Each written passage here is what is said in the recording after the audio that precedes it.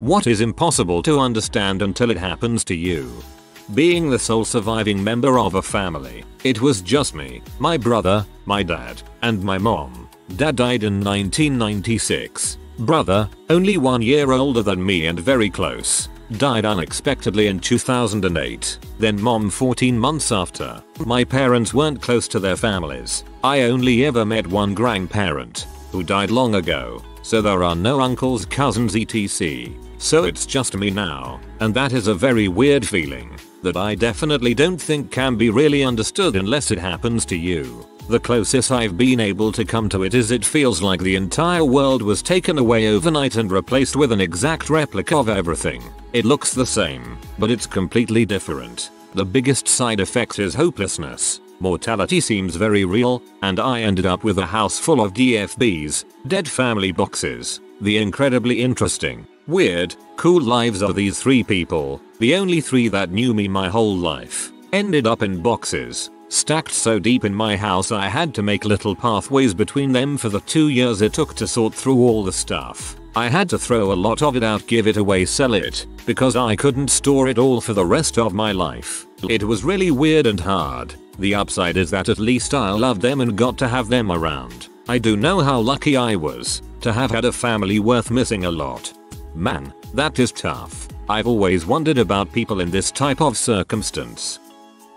Having a psychotic break. You don't realize how precious your sanity is until it is taken away. I was hospitalized twice, and during that time I had delusions of grandeur. Thought that I has found the Garden of Eden and was also some sort of wizard. Since I've been well, I can never 100% trust my perception of reality. If a noise happens or I see something unusual, the first thing I do is check that someone else saw or heard it. It's something that changes you for life. Psychosis is the most terrifying thing I've ever experienced. I experience paranoid delusions. It's like being in a goddamn thriller movie. Stupid brain. Bah. I called the police on people I love. It was wacky. Death of a loved one. It's about 8 years since my father passed away suddenly one night. From that moment everything changed. Up until that point I was a pretty unemotional, stoic kinda guy. It was as if my soul exploded or something. I didn't understand how much I loved him until that moment he was gone forever. I'd never known what love was. From then on I was able to be emotional, in a way, and I'm aware this could sound fricked up. His death was a blessing. He's the reason I write, paint and play music now. The frustrations associated with physical disability. I was an energetic, spry, athletic college student who had recently graduated, was full of life, and ready to take on the world until a winter storm car accident on the 5th of January, 2015. I alternated between a wheelchair and heavy use of crutches for 6 months after that, bathed in unending pain until I was given the all clear for spine surgery. I thought it would be a speed bump. Everybody hears about their friend's dad who has to take time off work because of a bum knee, but it was anything but. My happiness was gone. I watched my life decay into absolute apathy. I hate who I was then. Luckily I've since had surgery and now live an insanely healthy athletic lifestyle due to the incredible skill of my surgeon medical team. Mental disorders, anxiety, OCD, depression, bipolar, etc. There's a good quote for it. From the outside looking in, it's hard to understand. From the inside looking out, it's hard to explain. A similar one is used to describe religion. For those who believe, no explanation is necessary. For those who do not believe, no explanation is possible. Panic attacks. People think they're easy to control, but they're really not. They're highly out of your control, and they're highly terrifying to have to go through. It's all in your head. Or, just calm down. Oh wow, thank you. I never realized or considered that. All my problems have now disappeared. Having bad parents. Most people I meet can't grasp the concept that not every parent is a good parent, which is absurd, because half of parents aren't good parents. Just because you're blind to your parents' wrongdoings, it doesn't mean there aren't any. Actually, almost anything. It is incredibly hard to truly understand other people's perspective, and it's a cause for major pain in all our lives. A whole bunch of things. War. Everybody's seen it in movies where it's the good guys versus whoever. It's not like that. War is 85% boring, 10%, if you're unlucky, sheer terror, and 5% doing stupid crap to try and kill the boredom. Kidney stones. I have an obscenely high pain tolerance. What would be an 8 or 9 to other people is a 4 for me, but kidney stones were crippling. You simply cannot comprehend the immense pain caused by a tiny sharp rock tumbling through a tube in your stomach and then being squeezed through your most precious of body parts. I've broken bones in my hand, wrapped them in duct tape and continued on with my day, but kidney stones had me in the ear begging for painkillers. Killing another human. I hear people say all the time how if I were threatened I'd just kill them blah blah blah. No you wouldn't. Even as a trained soldier in a foreign country against a foe who is determined to kill you, you still hesitate that first time. You think about what you're about to do. The simple act of squeezing the trigger seems like the most mundane physical thing. Pull back on your index finger. But by doing so, you're taking away someone else's brother, son, dad, uncle, cousin, nephew, grandchild. It goes against everything you were ingrained with from a young age, and it weighs on you, preys on you for many years after. Losing someone you love to suicide. It's been one of the hardest things I've ever gone through. It was my mother. She never played the part as she was battling her bipolar disorder and drug addiction. Completely codependent, role-reversed relationship. I did everything I could to be there, sometimes hanging on the phone with her up to 4 hours a day, sacrificing myself in so many ways to try to bring her comfort or anything I could. And it still didn't work. I still didn't help her. I didn't save her. And now I'm here trying to carry on with the guilt and unanswered questions. It has isolated me so much from my friends because none of them understand. No one can truly understand until they're there, I guess. A major car wreck. I had a guy going 50 miles per hour T-bone me and flip my car. I truly can't explain the massive drop in my stomach when I saw him coming. Nor can I explain the sound of the metal that'll never forget. It's just something that if you don't experience you'll never understand how freaking terrifying it actually is. The feeling of not wanting to go anywhere after work. I mean, most adults probably feel this way, but as a kid after a long day at school I always wanted to get out of the house and go somewhere like the store or something. My parents, more days than not, would not feel this way and just wanted to stay at home being boring adults. Growing up I always thought about how I could just go out and do stuff after work every day because I can. But now that I'm an adult, I find that it's much more preferable to just go home, kick off my shoes and put on something more comfortable. And that's not to say I never go out somewhere after work sometimes, but more times than not just the idea of doing something after work is a pain in the butt. They say youth is wasted on the young. The truth is age is wasted on the aged. Being a grown-up is stupid. Addiction. Unfortunately, most people who aren't addicts have probably still had some experience with them, but you can never really understand unless you've been there yourself. I scrolled down to see if this was here. I wanted to say that nobody grows up wanting to be an addict. Nobody gives an addict sympathy. Addiction often is a symptom of the other things mentioned here, but it's always a buck up or frick off your junkie mentality. Black guy here. I'd say getting called the N-word. Call me M butthole, douchebag, shithead, fuckface, moron. Heck, I'd rather you call me a creep. The N-word basically means you want some response out of me. It's an entirely different feeling altogether when called the N-word as opposed to any other name. I like this way of describing it. It's not even a racist thing. Specifically, it's more about being malicious and trying to put someone else below you. Miscarriage stillbirth. No loss in pregnancy is made better by having an eventual healthy pregnancy. Those babies, no matter when we lost them, were our babies. They had names. They had beating hearts. We loved them and wanted them. These types of losses are so lonely. Now, when I have a friend who miscarries, she will say to me, "I had no idea how hard this would be. I had no idea why you were so depressed." But truthfully, it's a pain I don't want anyone to understand. Guy here. Aborting a child that neither of you particularly want to abort but know it would be a terrible idea to have the baby in your current circumstances. That crap wrecks. An abusive relationship you can't leave. This is something no one should ever go through, but so many have an opinion on. I've been through one. Not hitting but emotional and sexual. After everything went down and even now people asked why I stayed with him, well, it was a slow burn. For me at least. So even though the red flags were there I didn't notice. And I wouldn't listen to anyone at the time that was speaking sense. I blamed myself for so much due to my own mindset at the time and the mindset he thrived on to keep me in a terrible situation. It took huge things to make me realize I could no longer waste my time on him. Sadly, even with those things I wouldn't have left completely if I hadn't had some of my own self-growth during our separation. I honestly believe I'd be dead right now if I didn't grow on my own before the big things that happened. I also believe that so many don't understand abusive relationships and how much of a hold they have on the person in one.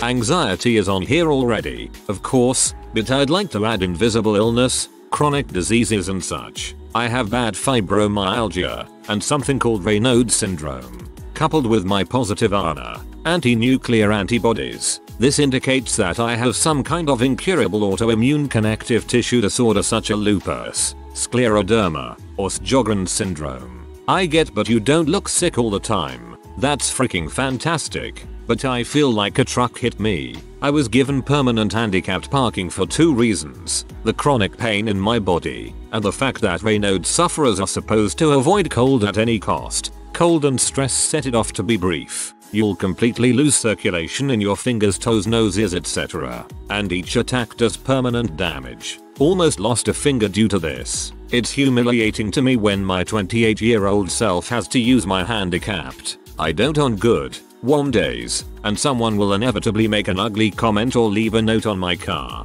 Please don't judge people if they have a handicapped plate or placard. This was given to them by their doctor, and they also have to bring the prescription and a form to the courthouse to get it. It's not like I bought it online or something. It was a necessity. Also, my illness caused me to lose 60 pounds. Now, I was about 50 pounds overweight before, so I was lucky enough that I don't really look sickly because of it. However, even my friends that know why I lost the weight still think it's okay to say things like, "You look so good, I wish I could lose weight that easy." No you don't. And all it does, really, is make me hyper aware of how badly my illness has affected my body. I try not to get upset about that one.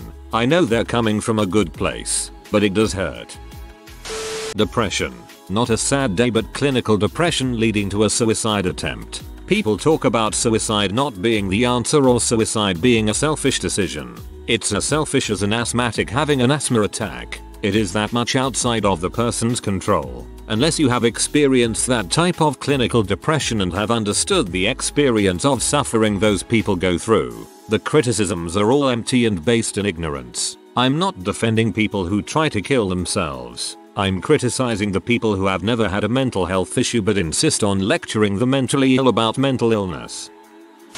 Death of a pet. A lot of people who don't have pets can't understand how much it hurts and say, "Oh, it's just a dog. It's not a human. Why are you crying?" Traumatic brain injuries. It's so weird and hard to really understand that mound of tissue inside your head is everything you are. Every sight and smell and taste is malleable, because the brain is malleable. It's so hard to explain to people. When I was 19 I had a watershed stroke. I'm now 21, and everything changed. The only thing that got worse really was my hearing, but everything else is just different. Now I have 2 versions of Tripsach, pre and post 2014. And I mean that. It feels like I've moved into this body, in some sort of violent eviction.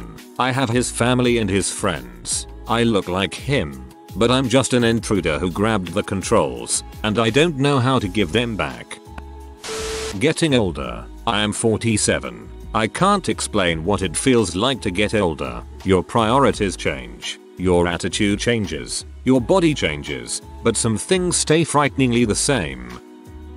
Addiction. I understand how confusing it must be to outsiders. You are doing the behavior and you should just stop. But it's nearly impossible to understand unless you have it. It's also nearly impossible for addicts to understand non-addiction.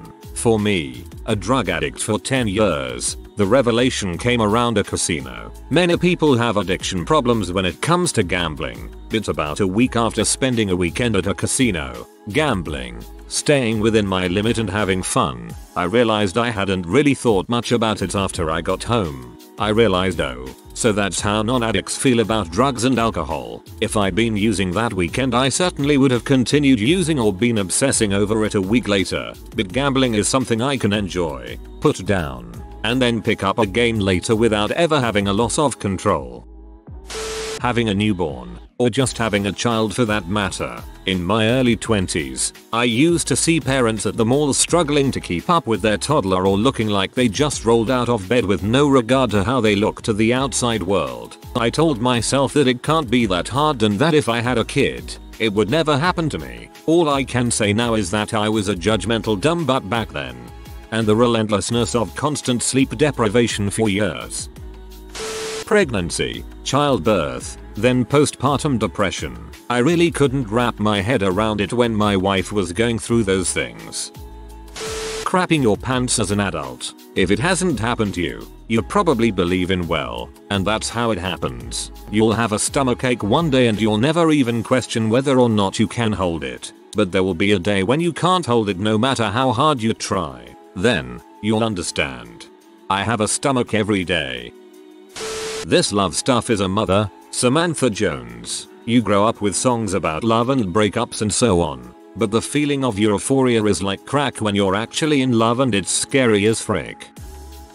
Being wheelchair bound for 1. Living in coma nightmare heck for 2. Before I woke up to my new reality of the chair, I suffered a month-long anesthetic coma in which I was killed, imprisoned, and tortured over and over and over. I essentially know what heck feels like even though I'm not religious. As for being in the chair, you discover that the world is far, far from being accessible, though we try when we can.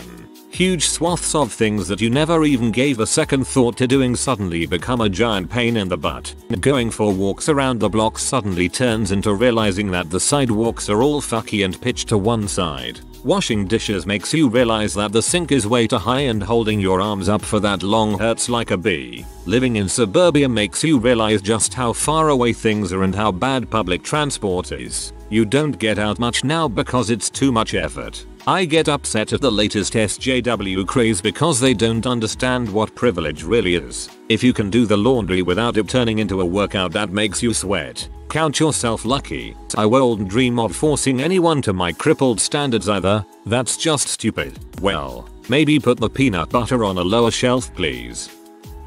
The death of my husband on the 11th of February 2012. We were married almost 30 years. I felt like I had crossed over into some surreal zone. I had become a member in a club no one wants to join. It was like a part of me had been ripped away and left a giant gaping hole, howling with emptiness. There are memories that died with him that are gone forever and can never be shared together again. The grief and pain are unimaginable and impossible to convey to anyone who has not traveled that horrendous road. Poverty. Listen to how people, especially American politicians, whom should have the best understanding of these situations and scenarios, talk about the poor. The poor will be working 3 minimum wage jobs just to feed their kids and be called lazy. Someone will receive assistance while looking for non-existent work like the search itself is a full-time job and be called a sap, a vampire of the system. People imagine that poverty only happens when you don't try or when you don't care or when you just waste on addictions and frivolous expenditure. I mean, media and online canvas talk worse about the poor than the financial frauds that have impoverished people. We demand testing and microscopic management for welfare recipients, but not for the bankers who have proven failures and control all our money. Getting kicked in the balls. As a male, I don't know how to properly convey the agony that pain to a female. Conversely, I doubt females can accurately describe being hit in the breast to a male. I imagine it's like comparing apples to oranges. Girl here, getting hit in the boobs isn't nearly as bad as I've heard getting hit in the nuts is. It's like if you had a big, deep bruise on your body and then someone hit it. Painful, but not nearly on the same level. Losing a pregnancy that you desperately wanted, or in my case, losing 4 pregnancies that you desperately wanted. Multiple miscarriage and ectopic pregnancies are so hard to get over, physically and emotionally, and the people who say that everything happens for a reason or it just wasn't the right time for you yet need a kick in the pants. A full-blown panic attack. Most people seem to think it's you getting worked up. Nope. Felt like I was having a stroke. How terrifying the criminal justice system is. I got black drunk last summer and hit an EMT who was trying to treat me for alcohol poisoning. The jerk. I woke up in jail and learned that I was being charged for felony assault. My parents managed to round up the not inconsiderable bail to me out. After a few months of waiting around, I eventually pleaded down to a misdemeanor and got probation. I'm a middle-class white kid and have had zero interaction with the system before. Not even so much as a speeding ticket. All things considered, things turned out really well for me. I had the money to pay for the fees and a lawyer. Not that he did much. Plus, my job is flexible enough that court dates and probation meetings aren't a big deal. Heck, I barely even spent 12 hours in jail, though it was medium security. The terrifying thing is that even as a first-time offender, the judge or district attorney could have completely ruined my life if they had wanted to. What I did was undeniably a felony and I was undeniably guilty. Even though I have never done anything like that and there is no chance that I will again, they would have been well within the law to put me in jail for a couple years. I would have lost my awesome job and could never have fully recovered from it. Heck, if my PO ever decided to be in butthole, it still could happen. Moreover, if I wasn't as fortunate as I am, it would have been worse. At one of my hearings, I saw a guy who had been sitting in jail for months on a weapons charge because he couldn't scrape together the bail to get him out. It was, coincidentally, about the same amount that my parents found in an afternoon to get me out. Even if they dropped the charges after a few months, I still might never have recovered my career. The whole process has made me a lot more empathetic with the people who go through this. Sure, a lot of them have committed crimes, but some of them are just getting screwed by the system. All most people need is a little bit of sympathy and help. A serious health issue. Everyone sort of has that it can't happen to me mentality, and yet, it most likely can and will. My own experience was over a decade ago, ending up in the ER with the doctor telling me unless we operate now you're more likely going to die in the next few days. Back then, I was one of those that didn't have insurance because I thought I was in perfect health. Not that I could have afforded insurance back then, but it was hard as heck to consider something inside me, something that didn't hurt, could be a ticking time bomb. Traumatic brain injury. It's weird, because in that state I didn't realize anything was really wrong. Just everybody pee me off. I didn't like thinking in abstract terms, and I was generally in butthole. Looking back, I said some pretty fricked things to people I cared about and nobody understood that I had a brain injury, and the nursing staff was absolutely useless explaining it to my family. That is, they thought I was just a vile person. The doctors just wouldn't give me the time of day. If you are new to the channel, you can subscribe. I publish new videos every day. Until then, check another video.